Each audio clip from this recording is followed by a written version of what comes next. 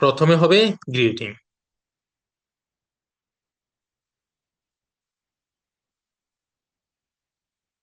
Greeting greeting হচ্ছে আমরা প্রথমে শুরু করব কিভাবে। গ্রিটিং এর মধ্যে আমরা যেই যে রিলিজিয়নের হয়ে থাকি আমরা সেভাবেও, যেহেতু আমাদের কালচার অনুযায়ী, আমরা যদি আচ্ছা মুসলিম হয়ে থাকি তাহলে আমরা বলতে পারি যে আসসালামু আলাইকুম। আমরা যদি হিন্দু হয়ে থাকি তাহলে বলতে পারি নমস্কার। তারপর হচ্ছে যে যে রিলিজিয়ন বেসিস তাদের যে গ্রিটিং সেটা ব্যবহার করতে পারি, এটা হচ্ছে অ্যাকর্ডিং টু আওয়ার কালচার। আর যদি আমরা কমনলি যদি বিষয়টাকে নেই তাহলে আমরা ব্যবহার করতে পারি কি good morning, good afternoon, good evening. এখন ওইটা কোন সিচুয়েশনে আমি নিজেকে ইন্ট্রোডিউস করছি সেটার উপরে ডিপেন্ড করে, আমি ওই সময়টার উপর সাথে ম্যাচ করে আমি এগুলো ব্যবহার করতে পারি। কারো যদি কোনো প্রশ্ন থাকে বা জানার কিছু থাকে আমাকে থামিয়ে দিবেন। আমরা কি কি বলতে পারি?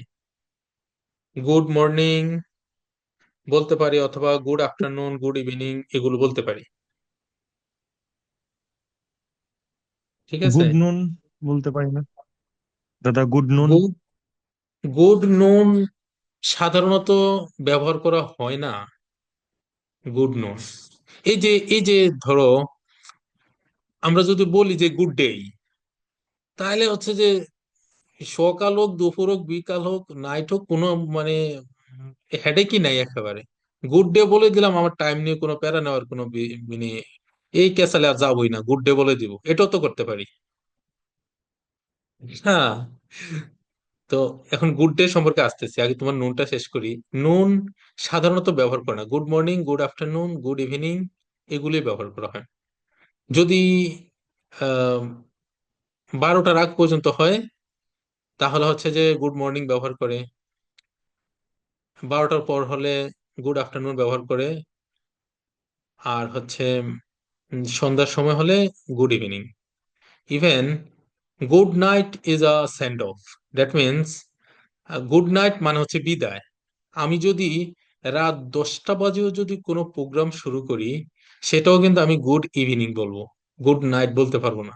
রাত্র 11টার সময় শুরু করলো, গুড নাইট বলতে বিদায় বোঝায়। সেটা হচ্ছে যে আমরা প্রোগ্রামের শেষে রাত্রেবেলা যখন প্রোগ্রাম শেষ করি বা হচ্ছে শেষের দিকে আসি, আমি ক্লোজিং করব বা কেউ একজন ক্লোজিং করবে, সে তখন গুড নাইট বলবে।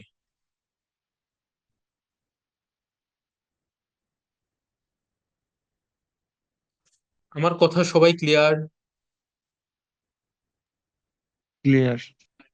জি স্যার। হ্যাঁ দাদা। গুড নাইট বলা যাবে না, বলা যাবে তবে একবার বিদায়ের সময়, আর না হয় গুড ইভিনিংই বলতে হবে। এবার গুড ডে সম্পর্কে বলি। গুড ডে এর বিষয় হচ্ছে গুড ডে ইনফর্মাল। এটা ইনফর্মালও না ঠিক, এটা একদম অনেক আগের, মানে যেটাকে বলা হয় যে অস্ট্রেলিয়াতে আবার চলে গুড ডে।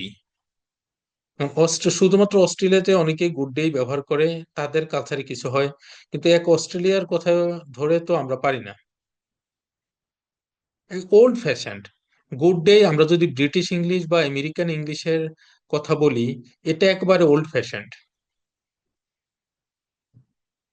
তো আমরা গুড ডে ব্যবহার করব না।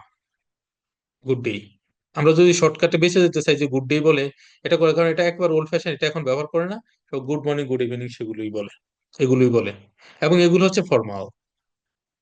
গ্রিয়েটিংও টু টাইপস, ফর্মাল হতে পারে, ইনফর্মাল হতে পারে। ইনফর্মাল কোনগুলা? যে হাই, বা হচ্ছে ইয়ে, ইও, ইও শুনে থাকতে হয়তো বা পারেন কেউ কেউ। এখন এগুলো তো কোনো একটা প্রোগ্রামে গিয়ে তো হাই দিয়ে আমি কথা শুরু করলাম, বা ইও বলে কথা শুরু করলাম, সেটা ইনফর্মাল, এটা আমার ফ্রেন্ড সার্কেলের মধ্যে হতে পারে। কিন্তু একটা ভালো একটা প্রোগ্রামে গিয়ে আমি তো ইও বলে শুরু করতে পারি না, আমি কি গুড মর্নিং, গুড ইভিনিং, এই ধরনের গ্রিটিংস গুলা। তারপর আমরা ব্যবহার করতে পারি যে হ্যালো। হ্যালো ব্যবহার করা যায়, তবে আমাদের কালচারে হ্যালোটাও ইনফর্মাল, আমাদের যদি আমরা আমাদের কালচারের কথা ভাবি। ও তারা কিন্তু নেটিভরা কিন্তু এটাকেও ফর্মাল ধরে, এটাকেও ফর্মাল ধরে। আর আরেকটা কাজ করতে পারি, হোয়াটসঅ্যাপ বলতে পারি, হোয়াটসঅ্যাপ।